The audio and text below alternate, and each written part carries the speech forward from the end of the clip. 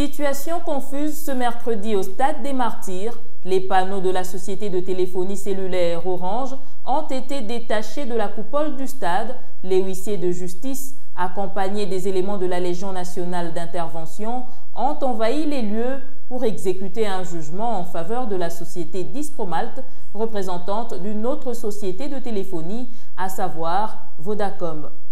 Pour la petite histoire, le contrat liant Dispromalt au stade avait été résilié en 2017 pour insolvabilité, à en croire Chief Chipamba, avocat conseil du complexe Omnisport des stades des Martyrs. La dite entreprise avait même été traînée devant le tribunal de commerce de Matete qui a ordonné par un jugement la descente des panneaux Vodacom de la coupole du stade par les huissiers de justice après résiliation du contrat stade Dispromalt. Mais cette dernière ne s'est pas avouée vaincue, elle a initié à son tour une autre action pour les mêmes faits devant le Tricom de la Gombe contre le stade des Martyrs que la loi considère comme incapable juridique étant patrimoine de l'État qui avait à son tour initié une procédure de prise à partie contre les magistrats. S'il est interdit de forcer une exécution sur un patrimoine de l'État, qu'est-ce qui explique cet imbroglio? Chief Chipamba s'interroge. La décision oppose quoi? Oppose la société Dispromalt, un ancien locataire, et les stades de Martyrs. Or, le stade de Martyrs n'a pas de personnalité juridique. C'est un service public de l'État dépourvu d'une personnalité juridique. Donc, c'est un incapable sur le plan de droit. Mais la société Martyrs, la société Dispromalt a attrait le stade de Martyrs devant le tribunal, l'a condamné.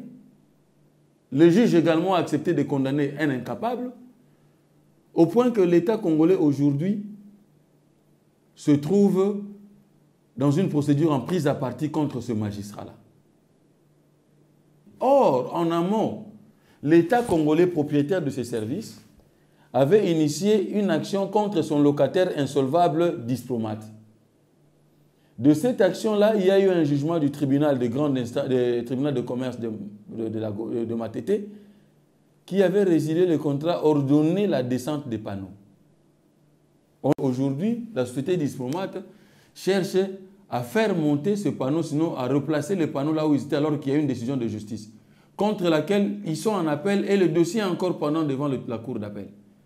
Mais voilà comment, furtivement, par fraude, par ruse, ils vont initier une action. Ils n'appellent pas l'État congolais propriétaire de ces services, avec qui il est en procès devant la cour d'appel de Kinshasa-Matete.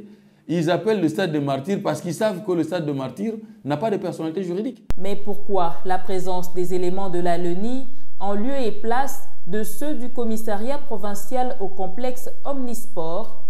Chief Chipamba s'interroge également. La LENI est une unité d'intervention. Mais un certain major Saïdi, qui est encore là pendant qu'on est en train de parler, est venu accompagnant un monsieur qui se serait présenté comme un huissier de justice, porteur d'un ordre de mission, certes, mais nous avons eu du mal à associer l'identité de la personne à celui dont le nom est repris sur l'ordre de mission parce qu'il n'a pas sa carte. Ils étaient allés au commissariat provincial de la police. Le commissariat provincial, par ses techniciens, par son expertise, a analysé le dossier, a vu les éléments en présence. Il a appelé nos amis du tribunal pour leur dire « Voici ce que dit la loi. Nous ne pouvons pas faire ce que vous nous demandez parce que nous ne sommes pas face de tels éléments. » Les autres qui sont une unité d'appui, quand la police locale est débordée, on les appelle comme unité d'appui. Aujourd'hui, ils viennent pour une mission principale, d'assister un huissier. Et contre l'État. Jusqu'à ce week-end, les panneaux de la société Orange sont restés détachés et ceux de Vodacom ne les ont pas encore remplacés. Affaire à suivre.